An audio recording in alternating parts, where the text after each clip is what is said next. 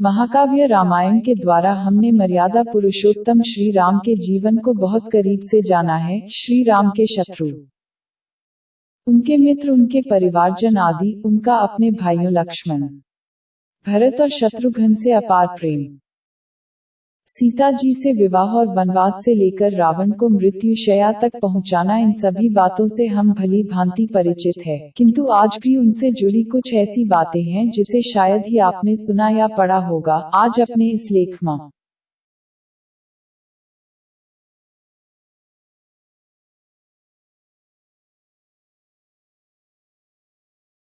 हम आपको प्रभु श्री राम की बहन के बारे में बताएंगे। बहुत ही कम लोग यह जानते हैं कि राम, लक्ष्मण, भरत और शत्रुघ्न से बड़ी इनकी एक बहन भी थी। आइए जानते हैं कौन थी श्री राम की बहन और उनके जीवन का रहस्य। अयोध्या नरेश दशरथ की 3 पत्नियों कौशल्या, सुमित्रा और कैकेयी में से कौशल्या ने श्री राम को जन्म देने से पहले एक पुत्री को जन्म दिया था जिसका नाम शांता था। वह अत्यंत सुंदर और सुशील कन्या थी। इसके अलावा वह वेद, कला तथा शिल्प में पारंगत थी। कहते हैं राजा दशरथ को अपनी इस होनहार पुत्री पर बहुत गर्व था। फिर ऐसी कौन सी वजह थी कि उन्होंने अपनी सी पुत्री को गोद दे दिया था। एक कथा के अनुसार रानी कौशल्या की बहन रानी वशिनी संतानहीन थी और इस बात से वह हमेशा दुखी रखती थी। एक बार रानी वशिनी और उनके पति रोमपद, जो इन देश के राजा थे, अयोध्या आए। राजा दशरथ और रानी कौशल्या से वशिनी और रोमपद का दुख देखा न गया और उन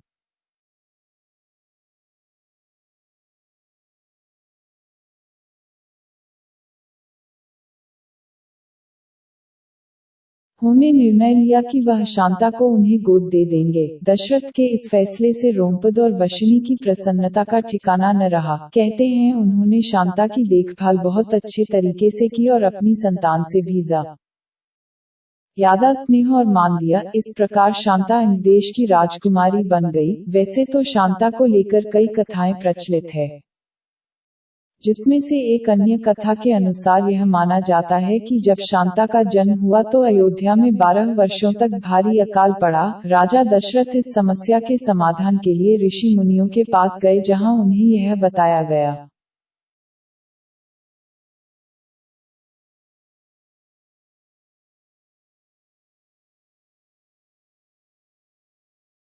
कि उनकी पुत्री शांता के कारण ही यह अकाल पड़ा हुआ है। यह सुनकर राजा बहुत दुखी हुए और उन्होंने निसंतान वशिनी और राज रोमपद को अपनी पुत्री दान में दे दी। कहीं फिर अयोध्या अकालग्रस्त न हो जाए, इस भय से उन्होंने दोबारा शांता को कभी वापस नहीं बुलाया। रावण के कारण हुआ था दशरथ और कौशल्या का विवाह। ऐसी ही एक और कथा है जिसके अनुसार लंकापति रावण को पहले से ही इस बात का पता चल गया था कि कौशल्या और दशरथ का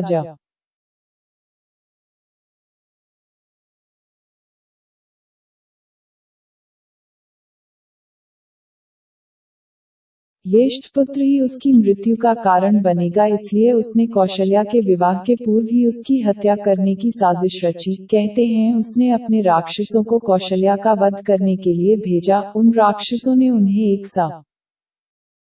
धूप में बंद करके सरयू नदी में बहा दिया था। संयोगवश राजा दशरथ शिकार कर लौट रहे थे और यह सब उन्होंने देख लिया, किंतु वह यह नहीं जानते थे कि संदूक में कौशल्या है। वह उस संदूक की तलाश में सरयू नदी में कूद गए, लेकिन शिकार की वजह से वह पहले ही बहुत थक चुके थे, इसलिए खुद भी नदी में डूबने लगे। इतने में जटायु ने आकर उनकी मदद की, जिसके पश्चात दोनों ने मिलकर उस संदूक को ढूंढा। जैसे ही उन्होंने उसे खोला, उसमें कौशल्या को मूर्छित अवस्था में देखकर चौंक गए। बाद में देवर्षि नारद ने राजा दशरथ का गंधर्व विवाह कौशल्या से संपन्न करवाया। माना जाता है कि विवाह के उपरांत उनके यहाँ पुत्री के रूप में शांता ने जन्म लिया, किंतु वह दिव्यांग थी। राजा ने कई उपचार करवाए पर वह ठीक न हो सकी। फिर उन्हें पता चला कि उनका और रानी कौशल्या का गोत्र एक होने के कारण ही ऐसा हुआ है। ऋषि मुनियों ने इस बात का समाधान निकाला कि अगर कोई